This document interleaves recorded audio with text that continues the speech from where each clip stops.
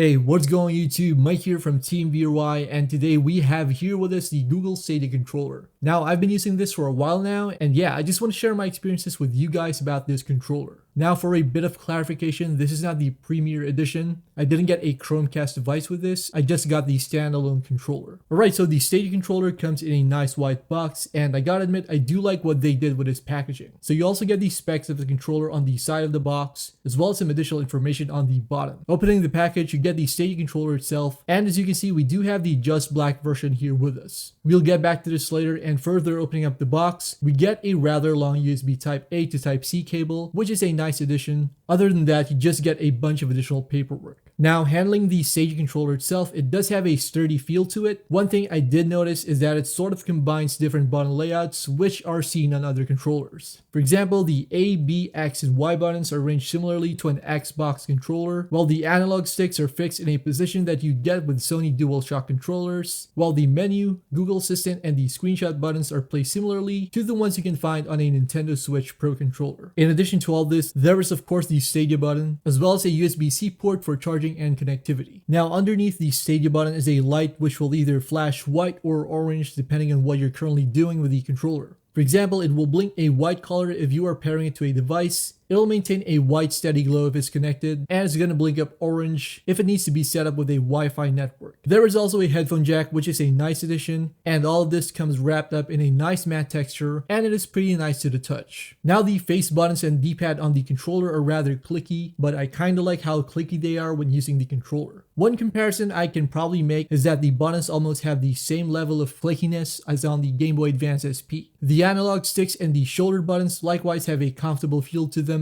and I do like how the controller handles overall. It's also got a significant weight to it, like it doesn't really feel cheap, and that's always a good thing. Now, as for the menu buttons, they do work nicely. Aside from the Stadia button, I mostly use the screenshot button to capture gameplay recordings, which you can access on the Stadia service. It works a lot like the capture button on the Nintendo Switch, where pressing the button captures a screenshot, while holding it records the last 30 seconds of your gameplay. So as far as size goes, we do have it right here next to a Nike wireless controller for the Nintendo Switch. As you can see, they're almost the same size. I'd say that the Stadia controller is wider by a tiny bit, but it's also a bit heavier than the Nike controller due to the added internal components. Now, meanwhile, right next to these Joy-Cons attached on the Joy-Con grip, the Stadia controller is of course wider and offers some extra comfort due to its more standard controller shape. Alright, so what makes the Stadia controller pretty unique is that it makes use of both Bluetooth and Wi-Fi connectivity to pair with your device. It will require you to use location services if you are attempting to use it with a smartphone. Now, compared to a lot of other controllers out there, I would have preferred if it relied solely on Bluetooth, as it would have made setup a lot easier. Connecting the Stadia controller wirelessly is mostly an effortless affair, as long as you can get it to work right.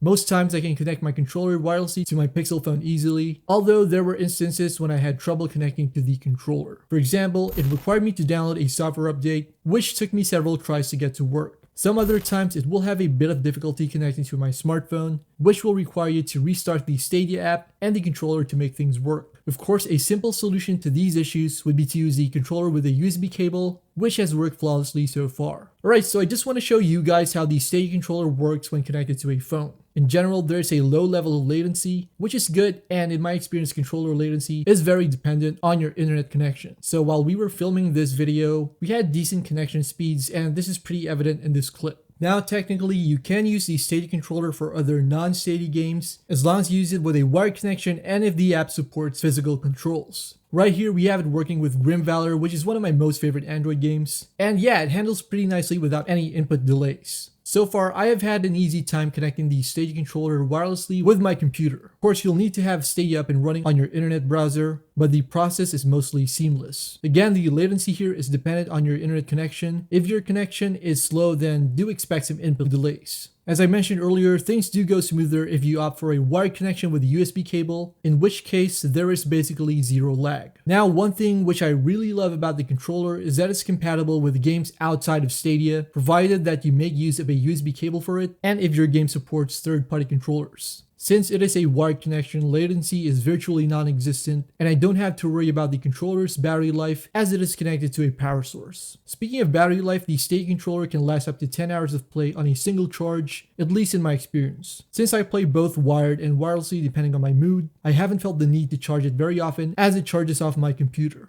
To sum things up, I do like the Stadia controller. It's got great build quality, handles pretty nicely, and even works with non-Stadia games. The only issues I have so far are the connection troubles every now and then, and the reliance both on Bluetooth and Wi-Fi for wireless connectivity. Other than that though, I still use it very often, and Stadia loyalists will no doubt find a lot to love about this controller. Guys, if you want to check out more tech videos, head on to TeamVRY here on YouTube. Once again, thanks for watching.